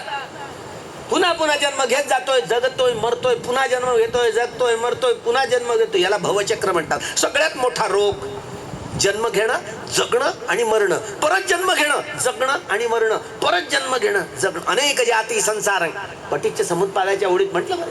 अनेक जाती संसारं संधा विसंग गणित विसंग घेकारकं गवे संत दुःखा जाती पुनः पुनः घेकारकं दिक्तोसी पुनः गेहुन कासी सब बाते फासुका भग्गा गहकुट्टं विसंखितं विसंखारगतं चित्तं तन्हानं खयं अज्जगा इति. आता मी बडबड्या धांदुलाय, तुम्हाला काय समजलं? या संसार चक्रामध्ये मी अनेक जन्म घेत गेलो. हे तृष्णे, तूच घर बांधणारी आहेस. तुझ्या मात्र सगळ्या तृष्णांच्या कळ्या मी जाळून टाकलेल्या आहेत. तू परत आता घर बांधू शकणार नाहीस. अयं अंतिमा जाती, हा माझा अंतिम जन्म आहे. नत्थिदानी पुनर्भवती, माझा आता पुनर्भव होणार नाही, पुन्हा जन्म होणार नाही. कुणाचा? ज्यांनी सम्यक संबुद्धत्व प्राप्त केलेलं आहे त्यांचा पुनर्भव नाही. जे 25 बुद्ध झाले, 2 असंख्य 1 लाख कल्प एवढ्या जीवनातनं यात्रा करत, तेही स्वयंबुद्धच असतात. पण त्यांच्या कालखंडात देवता लोक असोत, मनुष्य लोक असोत, त्यांच्यामध्ये बुद्धीची फार एवढी कमतरता असते. धम्म श्रवण करण्याची चेतनाच नसते, तर धम्म धारण करणं किती दूर राहिलं. ते एकटेच बुद्ध होतात म्हणून त्यांना 25 बुद्ध असं म्हणतात. ते देखील अर्हत्व प्राप्त करतात, त्यामुळे त्यांचा पुनर्जन्म नाही.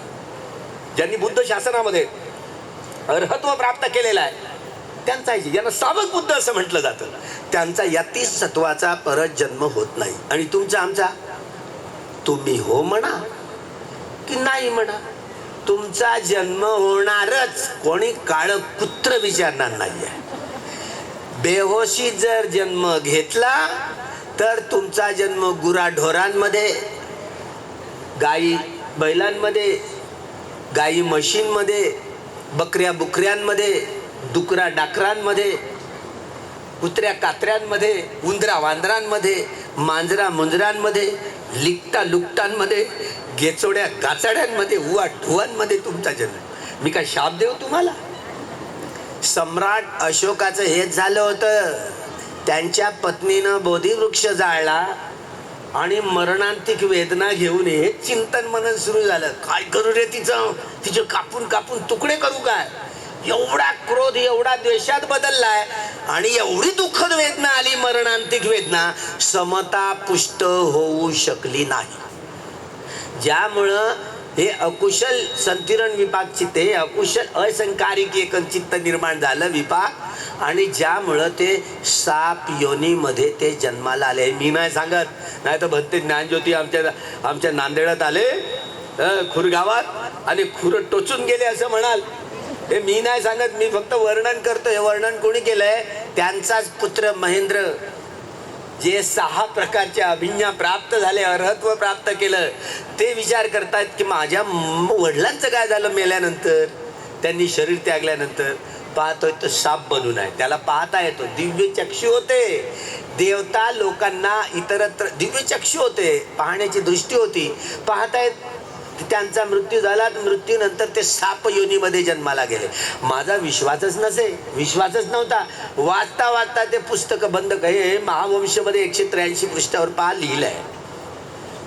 तुम्ही जा अजूनही तिथे संघारामामध्ये, अशोकारामामध्ये पाटलीपुत्रला धम्मलिपीच्या अक्षरात लिहून आहे. अभिधम्मत संघ ग्रंथ नंबर 2 पृष्ठ 595 एवढा प्यारा आलेला आहे. वाचा नीट. मी वाचल्यानंतर वाचून म्हणजे कुठल्या तरी शेंडीवाल्याने लिहिलं असेल तर जाऊ दे, विश्वास नव्हता. पण अभिधम्माचा जसा जसा आपण अभ्यास करू खोलीत जाऊन, तसं तसं आपल्याला हे रहस्य लोकीय ज्ञानापासून तर लोकोत्तर ज्ञानापर्यंत पोहोचता येतं का? हे लोकीय ज्ञानाचं क्षेत्र आणि लोकोत्तर ज्ञानाचं क्षेत्र याची फारकत आपल्याला नीट करता येते का? हे वैज्ञानिक दृष्टी केवळ लोकीय दृष्टी आहे, ती लोकोत्तर ज्ञानापर्यंत पोहोचवत नाही. हे ऐकीव ज्ञान वा चिंतनमय ज्ञान लोकोत्तर ज्ञानापर्यंत पोहोचत नाही. हे प्रज्ञेची 3ही लक्षण, नित्य लक्षण, दुःख लक्षण, अनंत लक्षण, हे संबोधित ज्ञानाची दृष्टी आपल्या व्यवहारात उतरवायची असेल, रिओटंगिको मग्गो हा 8 अंगांनी युक्त असणारा मार्ग आहे. पहिलं या मार्गाचा अंग कोणता आहे? सम्मादिट्ठी, म्हणजे सम्यक दृष्टी.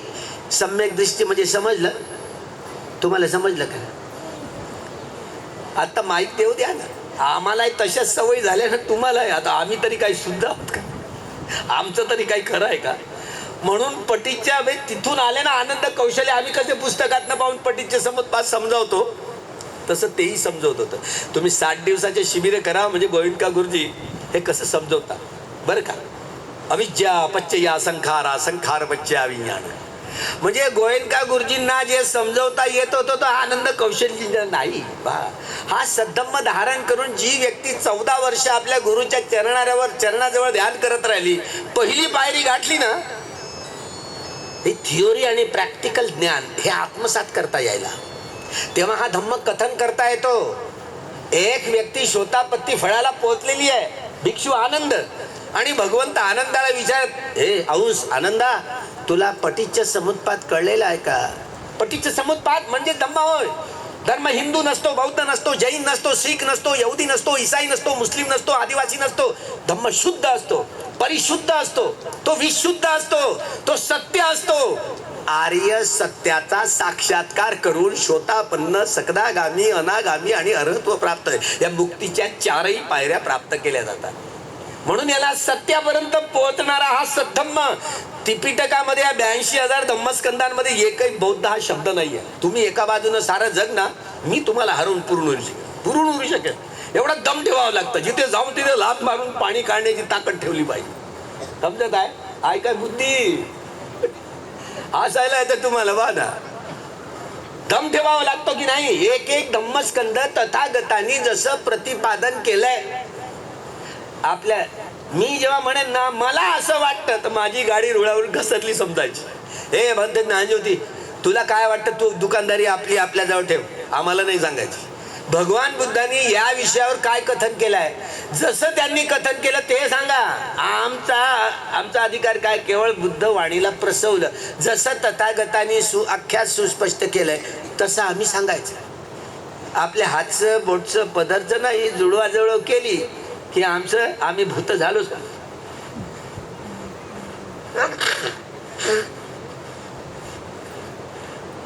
हा 84,000 धम्मस्कंदात असणारा सद्धम्म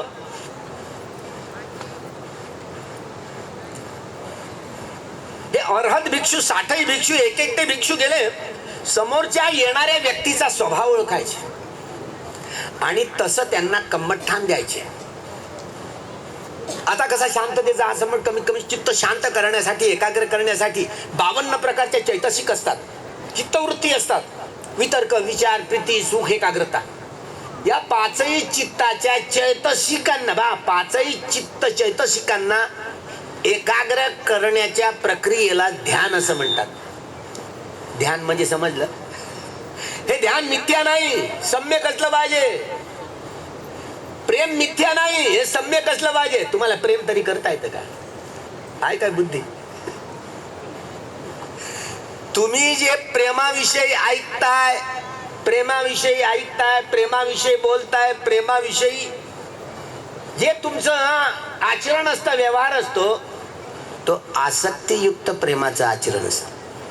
जसं हिरा रांझा, लैला मजनू बघा, हे आसक्तीयुक्त प्रेम करून लोक रेल्वेत जाऊन कटून मरतात, विहिरीत उड्या देऊन मरतात, तलावात उड्या देऊन मरतात. तुमचं आई पुत्रांवरती प्रेम, तुमचं मुली बापांच्या विषयीचं प्रेम, हे तसं आसक्तीयुक्तच आहे बरं का. निरासक्त होऊन तुम्हाला प्रेम मैत्री तरी करता येते का? याच्यासाठी 1-2 10 दिवसाचे शिबिर करून नाही जमणार. तुम्हाला 30 दिवसाचे, 45 दिवसाचे, 60 दिवसाचे शिबिर तुम्हाला करावे लागते. मेहनत करावी लागेल. श्रमण संस्कृती म्हटलं जातं ना, फुकट नाही मिळणार. खूप मेहनत घ्यावी लागेल. तुम्हाला 45 दिवसाचे, 60 दिवसाचे शिबिर करावे लागतील. साधी सुधी जबाबदारी बाबासाहेब आंबेडकरांनी तुमच्या आमच्यावर नाही टाकली. सारं जगल बुद्धमय. बुद्ध धम्म म्हणजे क्रांती. एकदा माणसाचा स्वभाव बदलणं ही खरी क्रांती आहे. आणि हे केवळ बोधी ज्ञान धारण करून, आर्य सत्याचा साक्षात्कार करूनच माणूस घडवला जातो. दुसरं जगात कुठलंच औषध नाही. हे समजण्यासाठी डॉक्टर बाबासाहेब आंबेडकरांना 35 वर्ष घालवावी लागली. 1 जानेवारी 1927 भीमा कोरेगावच्या विजयस्तंभाजवळ गेले, इतिहासाची परख केली. इतिहासाचं घडवण्याचं प्रेरणास्थान म्हणजे भीमा कोरेगावचा विजयस्तंभ आहे बाबासाहेबांचा. आम्ही गुलाम झालो, पराभूत झालेले लोक आहोत. बृहद्रथ शेवटचा धम्मराजा, मौर्य राजा, ज्यांची हत्या पुष्यमित्र शृंगारी केली, ज्या दिवशी सम्राट अशोकाची धम्मदीक्षा झाली, तो दिवस धम्म विजय दिवस, विजयादशमीचा दिवस, तोच दिवस हेरला आणि आक्रमण केलं. विश्वास संपादन केला पुष्यमित्र शृंगारी. एवढ्याच्या लोकांनी ही राज्यसत्ता उलटवून पाडली की नाही? विश्वास संपादन केला आणि त्या दिवशी सगळी शस्त्र हिसकावून घेतली. ज्या दिवशी धम्मदीक्षा झाली तो दिवस धम्म विजय दिवस, विजयादशमीचा दिवस हिसकावून घेतली. आणि तब्बल 15 दिवस त्यांना नजरबंद केले. 15 दिवसाच्या नंतर ज्या दिवशी 84,000 महास्तूपांची पूजा एकाच वेळेला सम्राट अशोकाने बांधून या जम्बूद्वीपात तेल प्रज्वलितं, तेलाचे दिवे प्रज्वल घनसारपदीतेन दीपेन तव हंसिना तिलोकदीपं संबुद्धं पूजयामि तमोन. युगायुगाचा अंधकार संपवला म्हणून 84,000 महास्तूपांची एकाच वेळेला पूजा केली. तोच दिवस हेरला आणि त्या दिवशी कपटानं आमच्या बृहद्रथ राजाची हत्या पुष्यमित्र शृंगाने केली. आणि या शमन संस्कृतीचं नेतृत्व करणाऱ्या भिक्षुगण एकेका भिक्षूचं डोकं कापून आणण्यासाठी 10,000 सोन्याची नाणी मोजली गेली. बोधी वृक्ष जाळून टाकले गेले, उसाचा रस टाकून मोठी मोठी नगर जाळून टाकले गेले. तक्षशिला, नालंदा, विक्रमशिला इत्यादी 19 मोठ्या मोठ्या महाविद्यापीठांना जाळून टाकले गेले. ही ज्ञानगंगा, सोने की चिडियों का देश असं समजणा जाराला हा संपूर्ण अधपतन झालं. ब्राह्मणवाद आरूढ झाला. मनुस्मृती ही सुमती भार्गवांकडून यानेच लिहिली, पुष्यमित्र शृंगाने लिहून घेतली. हे जाती व्यवस्थेचा कायदा आहे. बाबासाहेबांनी म्हणून जाऊन या देशात प्रतिक्रांती झाली. बुद्ध धम्म म्हणजे क्रांती, ब्राह्मणवाद म्हणजे प्रतिक्रांती. हे अक्षरानं डॉक्टर बाबासाहेब आंबेडकरांना त्यांच्या चित्तात चितारले गेले. हे महाकुशल चित्त आहे बोधिसत्वाचं. हे लवकर कळत नाही. या धम्म साहित्याची, या 84,000 धम्मस्कंदांच्या साहित्याच्या आधारावर धम्म साहित्याचं सौंदर्य आपल्याला कोरता आलं नाही. किती माग असलेले आहोत. आता मुलमुल पाहण्याच्यावर तुमच्याकडे काय मार्ग आहे? हे बोधी ज्ञान धारण करून व्यक्तीचा स्वभाव बदलला जातो आमूलाग्र. यालाच म्हणतात रिव्होल्युशन. बुद्ध धम्म म्हणजे क्रांती, ब्राह्मणवाद प्रतिक्रांती. या देशात प्रतिक्रांती झाली हे केवळ आणि केवळ डॉक्टर बाबासाहेब आंबेडकरांनाच कळलं. दुसऱ्या कुठल्याही समाजवेत्यांना नाही कळलं. म्हणून जे इतिहास विसरतात ते इतिहासांची काय निर्मिती करणार आहे? या गुलामांना त्यांच्या गुलामीची जाणीव करून द्या, म्हणजे ते बंड करून उठतील. डॉक्टर बाबासाहेब आंबेडकरांनी महाराजांची मदत टटोलण्यासाठी 13 ऑक्टोबर 1900 35ला नाशिक जिल्ह्यामध्ये येवल्याला मोठी परिषद भरवली. 35,000 लोक त्या परिषदेमध्ये आले होते. जन्म घेणं हे माझ्या हातात नव्हतं, पण जगणं आणि मरणं माझ्या हातात आहे. चुकून या ब्राह्मणवादी तुरुंगात मी जगणार नाही आणि मरणार नाही. त्यांनी त्यांची भीम प्रतिज्ञा तब्बल 21 वर्षानंतर वाट पाहिली. नागपूरच्या पवित्र दीक्षाभूमीवर 3 शरण आणि 5 शील प्रदान करून 22 प्रतिज्ञेची सुंदरतेची झालर चढवून तुम्हा आम्हाला या ब्राह्मणवादाच्या जोखंडातून मुक्त केले. या बोधिसत्वांच्या पारमितांचा गोयंका गुरुजी दीक्षाभूमीवर आले होते. बुद्ध वंशाच्या इतिहासामध्ये जे जे बुद्धत्व प्राप्त करणारे बोधिसत्व येतात, एवढ्या मोठ्या संख्येनं बुद्धं शरणं धम्मं शरणं संघं शरणं गच्छामी, बुद्ध शासनात हे अलौकिक आहे. एवढ्या संख्येनं कुठल्याही बोधिसत्वानी बुद्धं शरणं धम्मं शरणं संघं शरणं गच्छामीचा हा आयाम केलेला नाही. खरंच बाबासाहेब बोधिसत्वच होते असे गोयंका गुरुजी बोलून गेले. साधी सुधी गोष्ट नाहीये ही. म्हणून महाराजांची मनं टटोलण्यासाठी बाबासाहेबांनी धर्मांतराची घोषणा केली. ब्राह्मणवादाविरुद्ध लढाईचं असेल, मनोज जरांगे पाटील केवळ आरक्षणाची चळवळ चालवून हा मुक्तीचा हा विद्रोह नाही करतायत. धर्मांतराची घोषणा आता करा. अरे हा सगळा कुणबी समाज, लेवाक मराठा असो, कुणबी मराठा असो की देशमुख मराठा असो, कुणबी तेली कोळी चांबा, सगळ्या जाती उपजातींचे सारे लोक, हा ब्राह्मण आहेत तर आदिवासी भटका विमुक्त समाज, धर्मांतरित झालेले मुस्लिम असू दे की ख्रिश्चन असू दे, एकेकाचे सगळे नागवंशी लोक होतो. 25 डिसेंबर 1954 देहू रोडच्या भाषणात मूर्तीची प्रतिष्ठापना करताना बाबासाहेब बोलले होते, 2000 लेण्या या देशांमध्ये आहेत. या 2000 लेण्यांपैकी एकट्या महाराष्ट्रात 1700 पेक्षा जास्त लेण्या आहेत. याचा अर्थ काय की 100% महाराष्ट्र बुद्धिस्ट होते. 1200-1250 वर्ष या नागवंशीय लोकांनी, वाकाटकांनी राज्य केलं इथे. केलं ना. सगळा समाज नागवंशी समाज होता. सारे बुद्धिस्ट होते. इतिहास हरवून बसलो. म्हणून या गुलामीचं जीवन जगण्याची, मनुस्मृतीच्या गुलामीचं जीवन जगण्याची सगळ्यांना सवय झाली. पाहणा तुमच्या कपाळावर, कानात, नाकात, गळ्यात कसा येऊन मनू मानगुटीवर येऊन बसलेला आहे.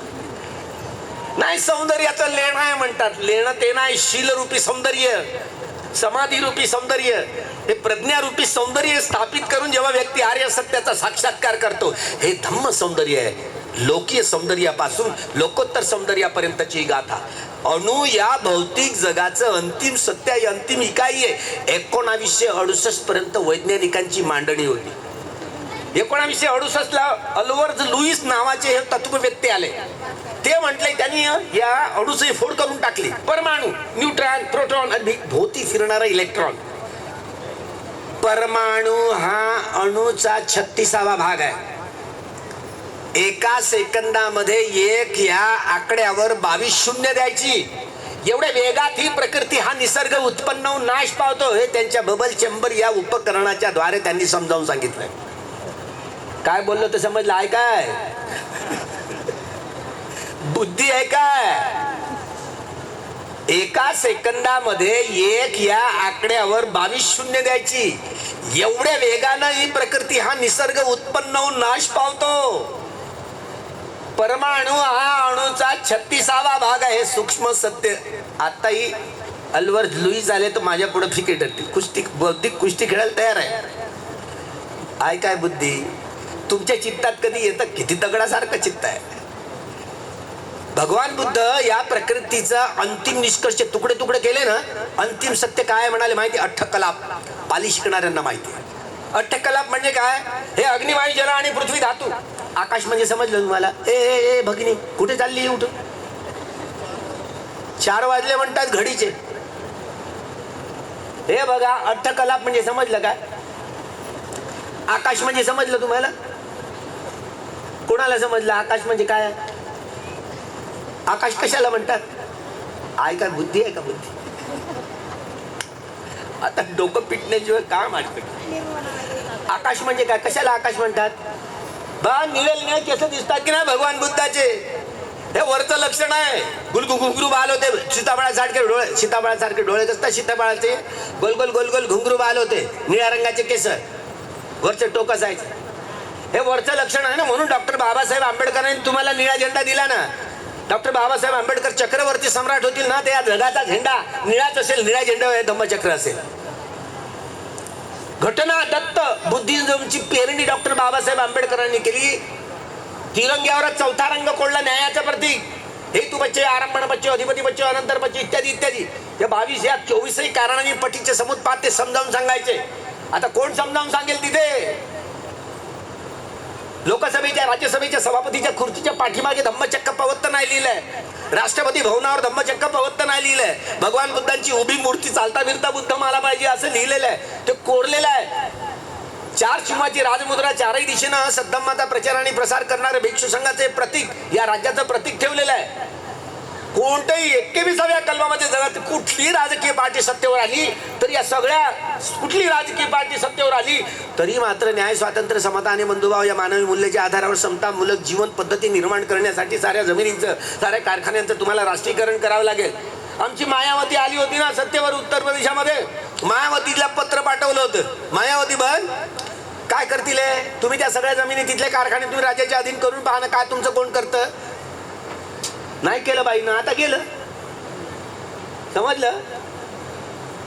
कांशीरामजींनी तो धर्मांतराचा सोहळा केला असताना वेगळी कलाटणी मिळाली असती.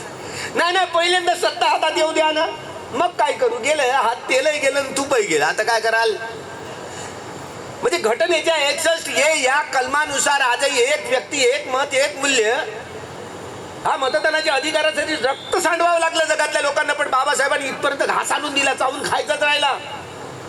तरी ईव्हीएम लादून तुमच्या आमच्या मूलभूत अधिकारांचं हनन करून आपल्या बाजूने निकालवर तुम्ही कुठेही बटन दाबा, चालली कमरा बाहेर, कमली कमली कमली कमली बोंबलत बसा. महाराष्ट्रातल्या विधानसभेच्या निवडणुका आल्या, 76 लाख मत 5 वाजल्यानंतर रात्री कुठे गेलाय? निवडणूक आयोगांकडे उत्तरं नव्हती. बाळासाहेब आंबेडकरांनी हायकोर्टात केस टाकली. निवडणूक आयोगाने डाटा डिलीट करून टाकला. काय तुम्ही केलं? बस बुद्धी आहे का? अरे ते इलिगल येऊन राज्य करत आहेत, ईव्हीएम हॅक करून हे राज्य करत आहेत आणि सारा समाज, सारे लोक या देशातले झोपलेले आहेत. उपवर्गीकरणाचं हे कशाला त्याच्यावर चर्चा करताय तुम्ही? हे इलिगली आहे, असंसदीय आहे. हे आमच्या भूषण गवईनीची सगळी कागदपत्र तयार केली. शरद बोबळे आणि चंद्रचूड या दोघांनी राम मंदिराची, आमचं राम मंदिर, ते राम मंदिर आमचं आहे ते. आमच्या मुसलमान बांधवांना माहिती आहे की बाबरी कुठल्याही राजाच्या नावावर मशीद असत नाही, कुठल्याही राजाच्या नावावर नसते ती. बाबरी महाविहार होतं. बाबरी हा मंत्री होता प्रसेनजिताच्या कालखंडात. आपल्या मेंढक आज्याच्या श्रेष्ठीसाठी या जी उपासिका, जी विशाखा, तिने ते मंदिर बांधलं, विहार बांधलं होतं. अयोध्येचं नाही, त्या साकेत नगरी होती जुनी, ते आमची विरासत होती. माईसाहेब आंबेडकरांची केस कोर्टात होती तिथे. आमची केस तर हातच लावला नाही आणि आस्थेच्या आधारावर निर्णय दिला. आम्ही आस्थेच्या आधारावर नाही, सारं जग थुंकत आहे. आधार पाहिजे ना, आर्किओलॉजिकल आधार पाहिजे, आस्थेच्या आधारावर नाही. तिथे जिथे खोदकाम केलं आमच्या मोहन मामा भागवतांनी जाणीवपूर्वक कोरोनाच्या कालखंड निवडला मंदिर बांधून. तुम्ही काय केलं त्यांचं? नरेंद्र मोदीजी सोमनाथ विहाराचे ते अध्यक्ष आहेत, ट्रस्टी आहेत, ट्रस्टी अध्यक्ष आहेत बरं का. आमची ती डॉक्टर मीना जैन, पहा तिची तुम्ही ही वाचली असेल, ऐकली असेल, ती आचार्य पण आहे, महानिर्देशिका आहे ते आर्किओलॉजी डिपार्टमेंटची दिल्लीत. ती स्वतः टीम घेऊन गेली होती. हिला काय माहिती, तिनं उघड करून टाकलं सगळं, खोदकाम केलं. त्या 3 माळ्याचं बुद्ध विहार आहे तिथे. आता तुम्ही काय कराल? त्यांच्या हातात तुम्ही काय कराल? किती विहाराचे? आम्ही 12 वर्षापासून पंढरपूरला जात आहोत, मागायला नाही, मागायला जात नाही आहे, देवदर्शनासाठी जात नाही. गुलामांना त्यांच्या गुलामीची जाणीव करून द्या, म्हणजे ते बंड करून उठतील. हा एकेकाचा हा संपर्क प्रतिक्रांती झाल्यानंतर हे भिक्षू ज्या ज्या ठिकाणी पर्वतांमध्ये, डोंगरांमध्ये, गुफांमध्ये आपल्या डाळ्या डोक्यांचे केस वाढवून राहायला लागले.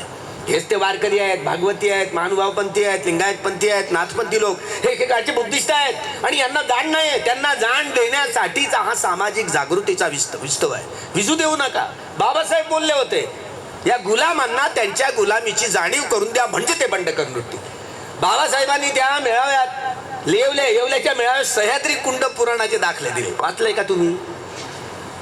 वाचलंय का तुम्ही? वाचा. मी हे पुस्तक, हा ग्रंथ कुठे वाचलाय? मुंबई दादर, मुंबई मराठी दादर. त्या ग्रंथालय जिथे PhD वाली आमची पोरं सगळी ते अभ्यास करत होता, तर बॅरक होतं, त्या बॅरकमध्ये हा ग्रंथ वाचलाय, सह्याद्री कुंड पुराण. त्यामध्ये नुसता या ब्राह्मणेतर आदिवासी भटक्या विमुक्तांच्या धर्मांतरित झालेल्या लोकांच्या नुसत्या शिव्या शाप देणाऱ्या म्हणींचा संग्रह आहे नुसता. बाबासाहेबांनी त्याचे संदर्भ दिले तिथे. 13 ऑक्टोबर 1935 या सगळ्या मेळाव्यात या ग्रंथाचा उल्लेख केलाय. मनुस्मृती जळ शूद्राती शूद्र आणि आमच्या मातृशक्तीचा उपमर्थ करणारा ग्रंथ आहे, म्हणून तो जाळून टाकला होता ना, त्याची आठवण करून देत. या सह्याद्री कुंड पुराणामध्ये काय लिहिलंय? वेगवेगळ्या जाती समूहांना, कुणबी, तेली, कोळी, माळी, हा सगळा ब्राह्मणेतर आदिवासी भटका विमुक्त समाज, हा अस्पृश्य समाज, धर्मांतरित झालेले ख्रिश्चन असू दे की मुस्लिम, यांच्याविषयी एवढ्या घाण घाण शिव्या शाप देणाऱ्या म्हणींचा संग्रह आहे. आमचा हा कुणबी समाज, कुळवाडी समाज, कुळावर जगणारे हे लोक, हाडाची काळ्या रक्ताचं पाणी करून या देशाला जिवंत ठेवणारा, जगवणारा, पालन पोषण करणारा समाज, या कुणब्यांविषयी काय बोललं जात? काय लिहिलंय त्या ग्रंथामध्ये? कुणबाटम, धसकाटम, अक्कल थोडी आणि बायको विकून घेतली घोडी, गेला तर उमनेशी नाही तर आला तर ढोबनेशी. एका तरी कुणब्याने वाचलंय का? आमचे मामा देशमुख एक कुणबी समाजातला माणूस, अरे त्यांनी इतिहास शिवाजी महाराजांवरती लिहिला. म्हणजे आयुष्यात कधी रामदास स्वामीची भेटच झाली नाही, तर ते गुरु कसे? खरे गुरु तर तुकोबाराया होते. तेव्हा आमच्या ह्या शेंडीवाल्यांनी काय केलं होतं माहितीये?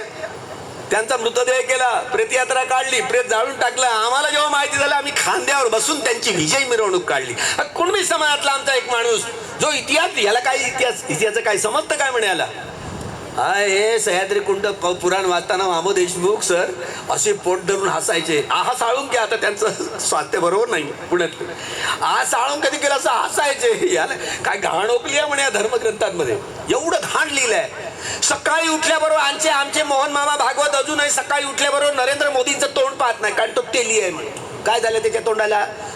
सकाळी उठल्याबरोबर सगळ्यांची तोंड पाहावी, पण तेल्याचं तोंड पाहू नाही म्हणते. एकेकाळचा तेली समाज, नागवंशी समाज, हे बुद्धिस्ट लोक होते. विस्मरण झालं. कोण वाचलंय? कागदपत्रात तेली आहे म्हणून, नाही तर तेली आहे की नाही सगळे फेक डिग्री आहे, माहिती आहे सगळ्या लोकांना, जग जाहीर आहे. सोनार सख्या बहिणीची खाणार, एका तरी सोनाराने वाचलं. मांग महार कुसाच्या बहार, गोंड गोवारी जात बोवारी. काय लिहिलंय बघा, वाचा. गोंड गोवारी जात बोवारी, गोंड गोवारी हेकड माना आणि आंबील पाऊस शिवला डोना. माना माणुसकीत नाही, डुकर सरकशीत नाही. धनगर, कोळी, माळी, धिवराची कोष्टी, धिवराची धुटीनं अटकला बोटऱ्या जाशील बोंबला. एवढी घाण ओकली आहे. आता भिक्षू असल्यामुळे ते समोरचे वाक्य बोलता येत नाही. आमच्या मुसलमान बांधवांना तर काही खरंच नाही. बांडा मुसलमान आणि वेळवाची डॅश डॅश नाही बोलू शकत, एवढी घाण ओकली आहे. या सगळ्या ब्राह्मणेतर आदिवासी भटक्या विमुक्तांना या शिव्या शाप देणाऱ्या म्हणींचा संग्रह आहे. म्हणून या गुलामांना त्यांच्या गुलामीची जाणीव करून द्या. आम्ही नागवंशी लोक होतो, बुद्धिस्ट होतो, याची जाणीव करून द्या. याची जाणीव करून देण्यामध्ये आपण यशस्वीता गाठली असती, या सगळ्या ब्राह्मणेतर आदिवासी भटक्या विमुक्त्या सगळ्या समाजाच्या सुनामीच्या कशा लाटा येतील तशा लाटा उसळल्या असत्या. आपण हे काम करू शकण्यामध्ये, करून घेण्यामध्ये अपयशी ठरलो. याचं चिंतन म्हणून स्वतः आपलं परीक्षण करावं लागेल. बाबासाहेब बोलले ना, या ब्राह्मणवादाविरुद्ध लढा करायचा कसा, ही धम्मक्रांती घडवून आणायची कशी, या गुलामांना गुलामीचा इतिहास कसा समजावून द्यायचा, हे समजावून देण्यासाठी तुमचं आमचं जीवन आहे जगाला. या मानवी समाजाला युद्धाची नाही रे बाबा. युद्धाने नेहमीच मनुष्य समाजाची हानी झालेली आहे, ग्लानी झाली आहे, अधपतन झालेलं आहे. बुद्धाच्या सत्तंबानी जोडणार आहे. 2045 पंढरपूरला आषाढी एकादशीला मराठ्यांचं धर्मांतर होणार आहे. या घोषणा केली बरं का, घोषणा केली. पोट कोणाचं दुखायला लागलं? आमच्या साळ्याचं, देवेंद्र फडणवीसांचं. मुख्यमंत्री आहे ना महाराष्ट्रात. तो काय म्हटला दुसऱ्या दिवशी, हे बुद्ध आहे, विठ्ठल बुद्ध आहे, विठ्ठल बुद्ध सुद्धा हे म्हणणारे आता दिंडीत यायला लागले. हे अर्बन नक्षल आहेत बा. आता त्यांना आम्ही अर्बन नक्षल दिसतो त्यांना.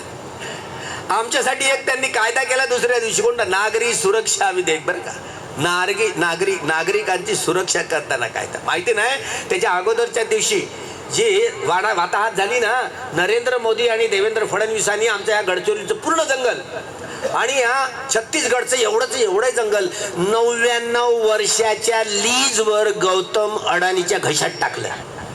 तुम्ही आता आदिवासींची किती हकालपट्टी होत आहे बरं का.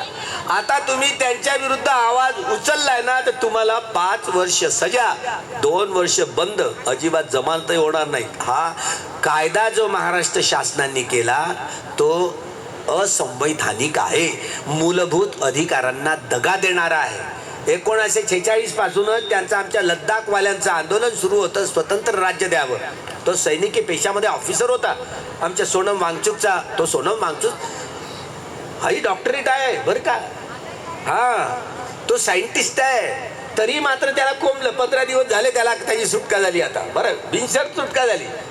पण त्यांच्या गावावर एवढ्या गोळ्या झाडल्या. त्यांची पत्नी सुप्रीम कोर्टात आहेच, न्यायाधीश आहे, आपल्या वकील आहे. आणि पण त्याला बिनशर्त सोडलं नाही. कधी त्याला बंद करू शकतात. सांगण्याचं तात्पर्य असे काळे कायदे पास करत आहेत, संविधानाच्या मूलभूत अधिकारांना दगा देणारे. आता तर 14 वर्षाच्या मुलींना, 5व्या वर्ष मुलींना यांना पहा, केंद्र सरकार पूर्ण देशामध्ये सुरू आहे की 15 वर्षाच्या मुलींना त्यांना गर्भाशयाचा कॅन्सर होऊ नये म्हणून त्यांचं लसीकरण होणार आहे. बघा, अजिबात हे सगळ्या शाळा प्रायव्हेट असो की सार्वजनिक असो की कुठल्याही असो, नावं लिखणं सुरू आहे. अजिबात त्यांचं समर्थन, ज्या देशातल्या नागरिकांना समर्थन करू नका. जसं हे कोरोनामध्ये ते कोविशिल्ड घेऊन मारलं ना तुम्हाला, बरे हार्ट होऊन आजही मरत आहेत, हार्ट अटॅक येऊन किंवा पॅरालिसचा अटॅक येऊन मरत आहेत लोक. हे ते कोविशिल्डचे परिणाम आहेत. या घडीला हे जे लसीकरण मुलांना नाही होत का, समजा त्यांच्या शुक्राणूमध्ये बीजाणूमध्ये हे कॅन्सरचे विषाणू नसू शकतात का, त्यांना लसीकरण आहे का? हे जाणीवपूर्वक 15 वर्षाच्या या मुलींना हे लसीकरण त्यांना वाजोटी करण्यासाठीचं हे षडयंत्र आहे, समजलं? त्यामुळे या देशातल्या लोकांनो, नागरिकांनो सावधान. हे लसीकरण अजिबात करायचं नाही, लक्षात ठेवा. आज एप्स्टीन बाईल, महाराष्ट्रातला एप्स्टीन, तो अशोक काय त्याचं नाव, खरात, तो तर एक स्वामी स्वरूप त्याच्या अंगातच आला, तो मिश्रांच्या. हा आंबेडकरांच्या जातीतला असला पाहिजे म्हणून असा करतोय म्हणून. बरं झालं कमीत कमी तो मराठा दिसलाय. काय हे फाईल आहेत त्यांचे. हे सगळे सत्ताधारी पक्ष असो की विपक्ष असो त्यांच्या चरणावर लोळणारे होते. ते महाराष्ट्रात तो एप्स्टीनच आहे समजायचा. त्याला कधी ठपकारतील आणि सगळी फाईल दाबून टाकतील, माहिती नाही असं होईल.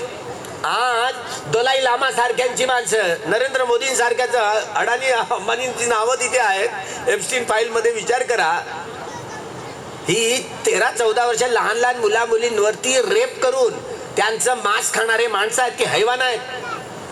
कसं ऐकूनच कसं वाटतं आपल्याला. त्यामुळं हे हैवान सत्तेवर बसलेले आहेत. या हैवानांची उचल बांगडी करण्यासाठी संवैधानिक मार्गाने आपण त्यांना हटव, EVM हटाव आणि या देशाला वाचवा, संविधान वाचवा. लोकशाहीचं जतन झालं, संविधान वाचलं तरच या देशातली माणसं जगतील, माणसासारखी जगतील. बुद्ध धम्म म्हणजे क्रांती. बुद्धाच्या सद्मानीत माणसाच्या स्वभावाचा बदलतो. सारं जगत बुद्धमय करण्यासाठी या 7ही पाडावातून आपल्याला सक्षमता, हे सक्षमतेच्या धम्माचा प्रचार आणि प्रसार करणं हीच खरी मानव सेवा होय.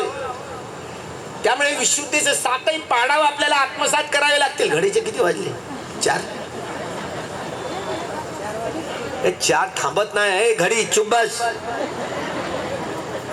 त्या आपल्याला ऐकत नाही, आपलं ऐकत नाही. काय झालं, एक जंगलातला एक राहणारा भिक्षू, बलशाली भिक्षू, सम्राट अशोकाच्या मनात एवढं व्याकुळ मन त्याचं. मोगली पुत्र तिष्यांकडे गेले, वंदन केलं. त्यांच्या चेहऱ्यावरच्या सगळ्या